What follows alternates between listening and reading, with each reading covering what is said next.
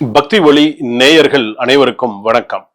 அடுத்ததாக நாம் தெரிந்து கொள்ளக்கூடிய இந்த பதிவு என்ன அப்படின்னு கேட்டீங்கன்னா, நம்ம நிறைய மூலிகைகள் பார்க்கிறோம், நிறைய விஷயங்கள் பார்க்கிறோம், நிறைய விஷயங்கள் செய்யறோம், பண்றோம். இதுல அதிமுக்கியமான ஒரு விஷயம் பக்தி ஒளியில இருக்கக்கூடிய அனைவரும் இதை கண்டிப்பாக தெரிந்து கொள்ளக்கூடிய ஒரு விஷயம். நீங்க இது தெரிஞ்சுட்டு இருக்கீங்களான்னு எனக்கு தெரியாது, ஆனா இன்னைக்கு நான் உங்களுக்கு அதை சொல்றேன். சீந்தல் கொடி எத்தனை பேர் கேள்விப்பட்டிருக்கீங்க? சீந்தல் கொடி அப்படின்னு இந்த கொடியோட உண்மையான பெயர் அப்படின்னு கேட்டோம்னு சொன்னீங்கன்னா அமிர்தவள்ளி அப்படின்னு ஒரு பேர் இருக்கு. இந்த சீந்தல் கொடிக்கு இன்னொரு பேர் அமிர்தவள்ளி, சாகாவள்ளி.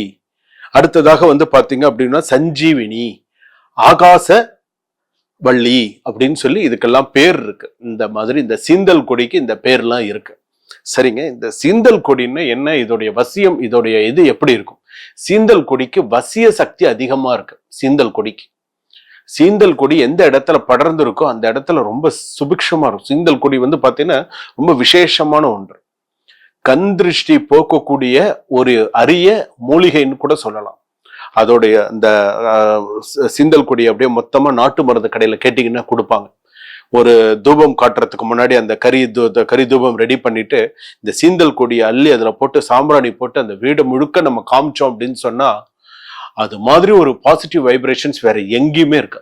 சீந்தல் கொடிக்குன்னு ஒரு தனி வைப்ரேஷன்ஸ் உண்டு.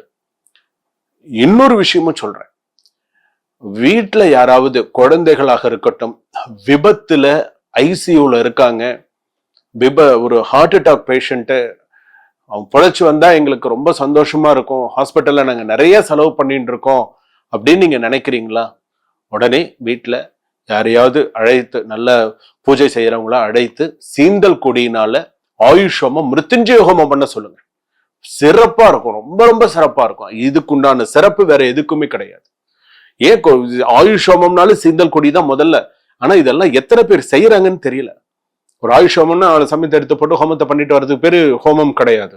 ஆயுஷ் ஹோமம் சொன்னா சீந்தல் கொடி இல்லாம நீங்களே கேட்கலாம், சுவாமி எங்க குடும்பத்துல ஆயுஷ் ஹோமம் பண்ண போறோம், எங்களுக்கு சீந்தல் கொடி அவசியம் எடுத்துட்டு வாங்க அப்படின்னு சொல்லணும். அப்படி சொல்லி அதை செஞ்சாதான் அது சிறப்பு. இன்னொரு விஷயம் தெரியுங்களா, எந்த இடத்துல சீந்தல் கொடி நிறைய படர்ந்து இருக்கோ, எந்த இடத்துல சீந்தல் கொடி வைக்கிறாங்களோ, எந்த இடத்துல சீந்தல் கொடியோட அந்த மூலிகை தொழில் பண்ற இடத்துல இருக்கோ அந்த இடத்துல தொழில் வியாபார வசியம் அமோகமாக இருக்கும். அவனுக்கு தொழில் வளர்ச்சி அபிவிருத்தியா இருக்கும். சீந்தல் கொடி யார் இடத்துல இருக்கோ, எந்த இடத்துல உட்காந்து அவங்க தொழில் பண்றாங்களோ அந்த இடத்துல சிகப்பு துணியில முடிஞ்சு நீங்க வைங்க. உங்களுக்கு அந்த இடத்துல அந்த சீந்தல் கொடியோட ஒரு பாசிட்டிவ் வைப்ரேஷன்ஸ் எப்போதுமே இருக்கும். சீந்தல் கொடி அப்படிங்கிறது சின்ன சாதாரண விஷயம் கிடையாது. இன்னொன்னு என்ன அப்படின்னு கேட்டீங்கன்னா, இந்த சீந்தல் கொடி மருத்துவ குணம் கொண்டது. கல்லீரலுக்கு பயன்படுகிறது, சிறுநீரகத்துக்கு பயன்படுகிறது. இந்த சீந்தல் கொடிங்கிறது சின்ன விஷயம் இல்லை. இத கஷாயம் வச்சு சாப்பிடுறவங்க எல்லாம் இருக்காங்க. அந்த அளவுக்கு இந்த சீந்தல் கொடிக்கு விசேஷம் உண்டு. எத்தனை பேர் நீங்க சீந்தல் கொடி நான் பார்த்திருக்கேன், நான் சீந்தல் கொடியை நான் ஹோமம் பண்ணிருக்கேன்றத கமெண்ட்ல சொல்லுங்க. ஏன்னா இந்த சீந்தல் கொடி அப்படிங்கிறது அவ்வளவு விசேஷமானது. இந்த ஆயுஷ் ஹோமம் பண்ணும் போதெல்லாம் இப்ப ஒருத்தர் ஷஷ்டத்தை பூர்த்தி பண்றீங்க, பீமரத சாந்தி பண்றீங்கன்னு சொன்னா கண்டிப்பா சீந்தல் கொடி இல்லாம பண்ணக்கூடாது. சீந்தல் கொடியோட தான் கண்டிப்பா பண்ணணும். எந்த ஒரு ஹோமம்னு ஆரம்பிச்சாலும் அதை நீங்க பண்ணினீங்கன்னு சொன்னா இன்னும் சிறப்பா இருக்கும். சீந்தல் கொடிக்கு மட்டுமே அவ்வளவு ஒரு சிறப்பு இருக்கு அப்படின்னு சொல்லுவாங்க. அதே போல நான் எனக்கு தொழில் எனக்கு ரொம்ப முடையா இருக்கு, தொழில் என்னால அபிவிருத்தி பண்ண முடியல, தொழில் சார்ந்த இடத்துல என்னால அபிவிருத்தியா மேல வர முடியல அப்படின்னு சொன்னா சீந்தல் கொடியினால மட்டுமே ஹோமம் பண்ணுங்க. சீந்தல் கொடி, நாயுருவி வேர், வெட்டி வேர் இதெல்லாம் சேர்த்து நல்லா திருப்தியா ஹோமம் பண்ணுங்க. அந்த இடத்துல பாத்தீங்க அப்படின்னு சொன்னா நல்ல ஒரு பாசிட்டிவ் வைப்ரேஷன்ஸ் இருக்கும். நீங்க செய்யக்கூடிய தொழில் நல்ல அபிவிருத்தியா வரும். அதனால என்னைக்குமே எங்கேயாவது அந்த சீந்தல் கொடி அப்படின்னு நீங்க கேள்விப்பட்டு எங்கேயாவது நீங்க அந்த நாட்டு மருந்து கடையில நீங்க பார்த்து அதை இது பண்ணினீங்க அப்படின்னு சொன்னா விசேஷமானது.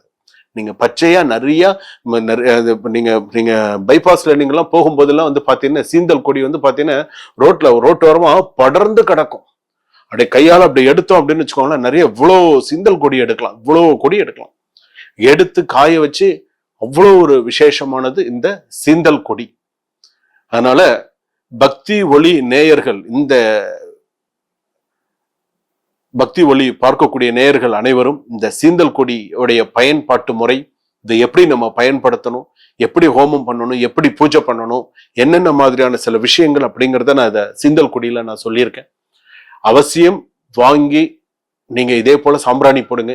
வீட்டுல சாம்பிராணி போட்டு, உள்ள சாம்பிராணி போட்டு, வெளியில சாம்பிராணி போட்டு, மாட்டு தொழுவம் இருக்கா மாட்டு தொழுவம்ல சாம்பிராணி போட்டு, பின்னாடி துளசி செடியில சாம்பிராணி போட்டு, முக்கியமாக மிக முக்கியமாக என்ன செய்யணும், மிக முக்கியமாக சமையலறையில கண்டிப்பா போடணும்.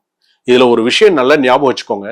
சீந்தல் கொடி மட்டும் நீங்க பயன்படுத்தும் போது, காலையில பயன்படுத்தினாலும் சரி, சாயங்காலத்துல பயன்படுத்தினாலும் சரி, நீங்க எத்தனை பேரு அடுப்பு, கேஸ் அடுப்பா இருந்தாலும் சரி, எந்த அடுப்பா இருந்தாலும் சரி, தொடச்சிட்டு கோலம் போட்டுட்டு சமையல் ஆரம்பிக்கிறீங்க?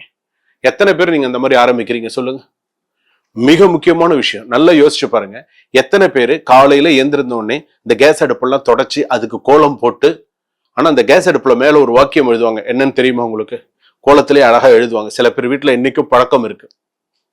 அந்த பால் பொங்குறதுல இருந்து, அந்த வீட்டுல அரிசி இதாகிறதுல இருந்து, அந்த குடும்பத்துல நல்லா எல்லாமே அபிவிருத்தியா இருக்கணும், குறை இல்லாம இருக்கணும், நோய் நொடி இல்லாம இருக்கணும், நன்னா இருக்கணும் அப்படின்னு சொல்லி பண்ணுவாங்க.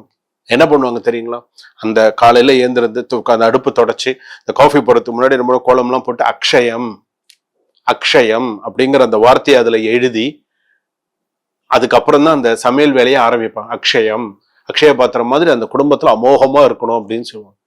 எதுக்காக இதை நான் சொல்றேன் அப்படின்னு சொன்னா, அந்த சமையல் அறையில நீங்க இந்த சீந்தல் கொடி தூபம் போடும்போது அக்ஷய பாத்திரம் போல இந்த குறைவு இல்லாம நிறைவாக நிறைய எல்லாருக்கும் நிறைய வரும் அப்படிங்கிறதுக்காக தான் அந்த விஷயத்த சொல்றது. அதனால இன்னைக்கும் உங்களுடைய வீட்டுல தூங்கி எழுந்திருந்து கண்ணை கசக்கிண்டு போய் உடனே அடுப்பத்தை வச்சு அந்த மாதிரி பண்ணாம, அடுப்பை தொடச்சி கோலம் போட்டு, லேசா சின்னதா ஒரு கோலம் போட்டு அக்ஷயம்னு எழுதி நீங்க ஒரு நாளும் பண்ணி பாருங்க. மாற்றத்தை நீங்களே பார்ப்பீங்க. நான் சொல்லணுங்கிறது கிடையாது. ஒவ்வொரு நாளும் அந்த மாற்றத்தை என்னாலும் உங்களால தினமும் செய்ய முடியலையா, அட்லீஸ்ட் செவ்வாய், வெள்ளி, பிரதோஷம், கிருத்திகை, விசேஷ நாள்லயாவது அந்த மாதிரி பண்ணுங்க. வாழ்க வளமுடன், வளர்க ஞானத்துடன். சுபம்.